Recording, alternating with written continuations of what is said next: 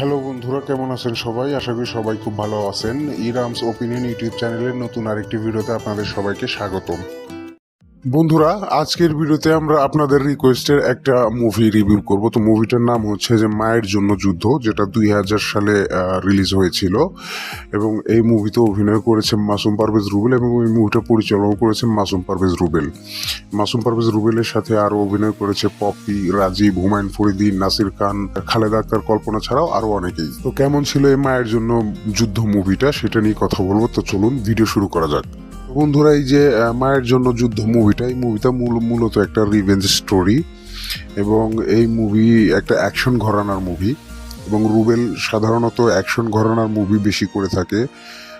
আর এজন্যই কিন্তু তাকে মার্শাল আর্ট অ্যাকশন হিরো বলা হয় এবং রিয়েল লাইফেও যে সে একজন মার্শাল আর্ট চ্যাম্পিয়ন, এটা কম বেশি সবারই জানা আছে। তো সেই সুবাদে সে অ্যাকশনটা খুব ভালো করে। তার প্রত্যেকটা মুভিতে ধামাকাদার অ্যাকশন থাকে, নিত্য নতুন অ্যাকশন কোরিওগ্রাফি থাকে, যেগুলো আসলে দর্শক বেশ পছন্দ করে।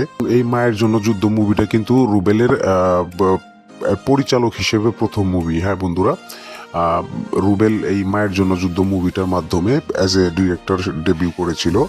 তো আজকের ভিডিওতে আমরা অ্যাজ এ অ্যাক্টর রুবেল এই মুভিতে কেমন করেছে এবং ডিরেক্টর হিসেবে এই মুভিতে সে কেমন করেছে সব বিষয় নিয়ে কথা বলবো।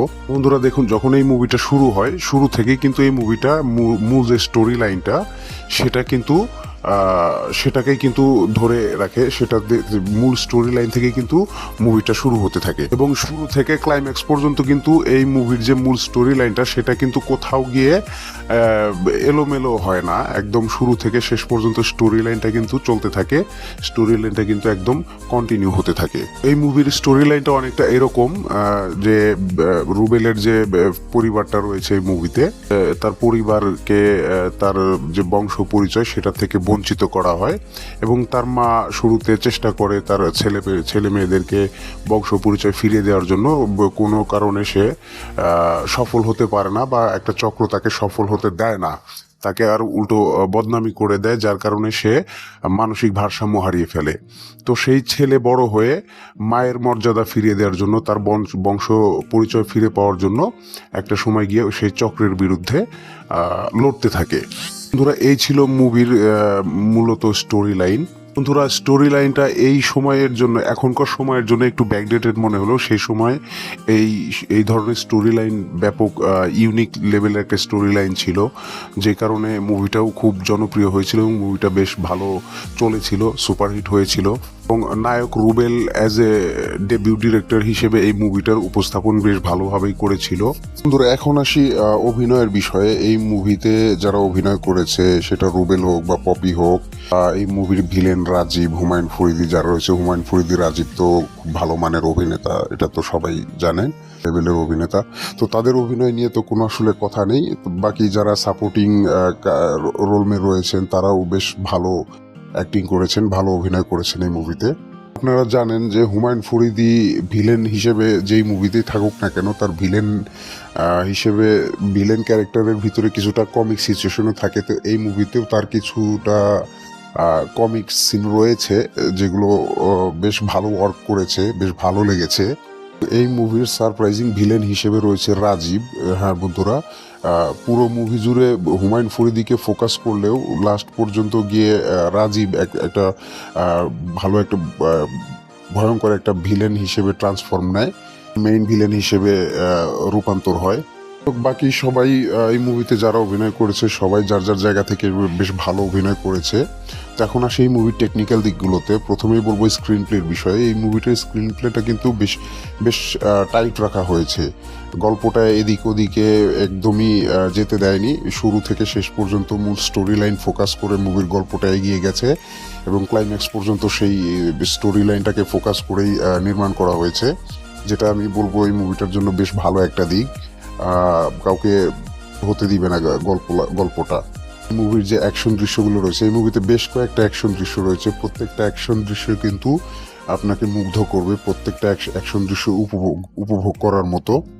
মুভিতে বেশ কয়েকটা গান রয়েছে, তার মধ্যে আপনি মা টাইটেলের যে একটা গান রয়েছে, যেটা বিপ্লবের কণ্ঠে গেয়েছে রুবেল, সেই গানটাকে ফিল করতে পারবেন এবং সেই গানটার মধ্যে দিয়ে মায়ের প্রতি যে ইমোশনটা সেই বিষয়টাকে ফিল করতে পারবেন। আমার কাছে বেশ ভালো ভালো লেগেছে। বাকি যে অন্যান্য গানগুলো রয়েছে সেগুলো ঠিকঠাক আছে, সিচুয়েশন অনুযায়ী ঠিকঠাক আছে, আহামরি তেমন কিছু না। তবে এই গানটা মা শিরোনামের যে গানটা, এই গানটা বেশ এনজয় করতে পারবেন এবং ফিল করতে পারবেন। মুভির যে বাকি যে বিষয়গুলো রয়েছে, সিনেমাটোগ্রাফি, কালার গ্রেডিং, সেগুলো সেই সময় অনুপাতে আসলে টেকনোলজি খুব বেশি উন্নত ছিল না, তো সেই সময় অনুপাতে ঠিকঠাকই আছে। সাউন্ড ইফেক্টগুলো ঠিকঠাক আছে, কোনো অসুবিধা নেই। বেশিরভাগ শুটিং হয়েছে কক্সবাজারে পাহাড়ি এলাকাগুলোতে। তো এই ধরনের অ্যাকশন মুভিগুলো সেই সময় বেশিরভাগ ওই চট্টগ্রাম কক্সবাজারে পাহাড়ি এলাকাগুলোতেই শ্যুট করা হতো। তো লোকেশনগুলো ঠিকঠাক রয়েছে। বন্ধুরা, মায়ের জন্য যুদ্ধ মুভিটা বেশ উপভোগ্য একটা মুভি, উপভোগ করতে পারবেন। এবং মুভিগুলো এখনকার জেনারেশনের যে যারা রয়েছেন, মুভি লাভার যারা রয়েছেন, তাদের আসলে দেখা উচিত যে এক সময় আমাদের ইন্ডাস্ট্রিতে যেরকম অ্যাকশনধর্মী মুভিগুলোতে যেরকম অ্যাকশন করা হতো, সেরকম অ্যাকশন কিন্তু এখনকার দিনে বলিউড বলেন, সাউথ বলেন, তারা করছে। দেখা উচিত, আমরাও কোনো অংশে কম ছিলাম না, এই জিনিসগুলো বুঝতে পারবেন মুভিগুলো দেখলে। তো যাই হোক, মুভিটা আমার কাছে বেশ ভালো লেগেছে, আমি মুভিটা এনজয় করেছি। আপনারাও মুভিটা এনজয় করতে পারবেন যদি দেখেন। আমি সবাইকে আসলে সবাইকে আসলে অনুরোধ করব, একবার মুভিটা দেখুন, চেক আউট করুন, ভালো লাগবে। ইউটিউবে ফ্রি রয়েছে, মায়ের জন্য যুদ্ধ নামেই রয়েছে, এবং মুভি লিঙ্কটাও আমি ডিসক্রিপশন বক্সে দিয়ে দিব, আপনারা চাইলে দেখতে পারেন। দেখা উচিত বলে আমি মনে করি। মুভিটার রেটিং দিব আমি 3.5 আউট অফ 5। তো আপনারা যারা দেখেছেন, কাদের কাছে কেমন লেগেছে অবশ্যই কমেন্ট সেকশনে জানাবেন।